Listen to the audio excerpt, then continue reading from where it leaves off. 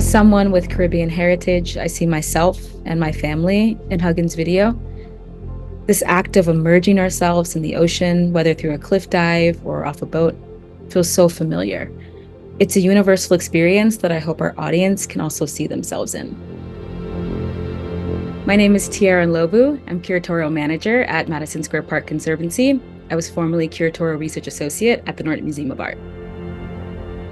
This multi-part exhibition, titled Surroundings: Video Encounters of Nature, is located in the second floor Special Exhibition Gallery. The third chapter of the exhibition features Nadia Huggins, a St. Vincent-based photographer. As a whole, the exhibition links together contemporary artists who create environmental portraits through moving imagery and film. As I conceived of this presentation, I wanted to give special attention to an artist working and living in the Caribbean. Reports from UNICEF, the European International Bank, and UNDP indicate that while the Caribbean region contributes the least to global greenhouse gas emissions, the region is the most vulnerable to climate risk. I selected Nadia Huggins' work, Circa No Future, for this presentation. Nadia creates still and moving imagery of the people and coastlines of St. Vincent and the Grenadines. Though her practice recounts everyday life, her works occupy the intersection of documentary and conceptual photography. Circa No Future compiles footage of adolescents diving near Indian Bay. Indian Bay is just outside the capital city, Kingstown, and it is one of 4 beaches protected by the country's National Parks, Rivers, and Beaches Authority. At the center of the work, which shares its title with a larger photography series, are these moments of entry for each cliff diver. At times, we see the dive in slow motion as the water is displaced around the bodies. The artist then paired an atmospheric ocean soundscape that prompts slow looking, contemplation, and reflection. Huggins' initial interest lay in the underexplored relationship of masculinity and movement. On land, the teens begin their dive as a performance of strength. Yet when submerged, their bodies move without judgment. This underwater liberty centers the ocean as a protective space. With youth at the center of her seascapes, Huggins places our planet's largest ecosystem alongside the generation and the region most vulnerable to the future of climate catastrophes. I'm Nadia Huggins, and I'm a visual artist from St. Vincent and the Grenadines. I work primarily with photography and video, and my practice is somewhat amphibious in nature in that I work between terrestrial and submarine landscapes, operating within a sort of a documentary and conceptual framework. My work has always been focused very much on the everyday of the experience of being in the Caribbean, or particularly on a small island like St. Vincent.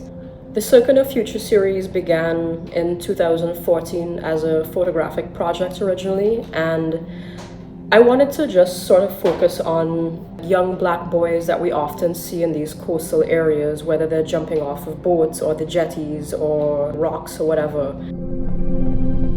Oftentimes when we see this moment happening, we only see the jump, we see that performative moment. So, a lot of my work is trying to really kind of get to what's happening under the surface, whether it's a sort of a concept or quite literally within the scape of working with the sea. So really focusing on that moment as they break through the surface, and there's a type of a vulnerability and a fragility that we often see in not just the male body, but any body in particular. Mainly because obviously the sea is an environment that we're not meant to survive in. So once you break through that surface, you sort of return to a state of vulnerability, of calm, of trying to sort of resurface, to regain breath. So I'm interested in that kind of precise moment in which it happens. There's ways that I can kind of play with the horizon and play with this kind of idea of orientation to really disrupt the viewer's sense of what is up, what is down, what is north, what is south. So working within that kind of underwater environment to really kind of thwart our perception of time and orientation and space and what is true and what is considered a performative moment and what is kind of considered a moment of vulnerability. As I searched the Norton's collection, I felt drawn to works that continued our exploration of the climate and water throughout generations. I came across a painting titled Running the Rapids by John Wharf. This work is among the few oil paintings Wharf produced. though he was also drawn to the sea as he was born and raised in coastal Massachusetts. His subjects were typically domestic, commercial, and recreational water activities, such as bathing, fishing, or as seen in Running the Rapids, canoeing. What compelled me is that both Huggins and Worf center individuals completely on their own in an aquatic environment.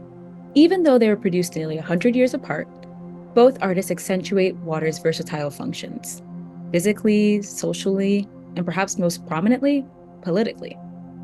Altogether, the work's isolated moments signal our compound relationship with bodies of water as spaces of refuge, allure, and imminent threat. As with many exhibitions at the Norton, my hope for visitors is multifold.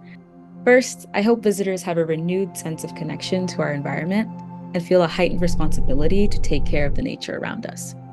But second, from a curatorial perspective, especially as a Caribbean art historian and curator, I'm interested in bringing forth issues and concerns that broader audiences may not be considering.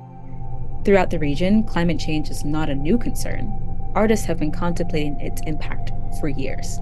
It's impossible not to. So as this issue becomes more intense and more global, I want to encourage our viewers to experience art from communities previously impacted, as we all collectively look to the future.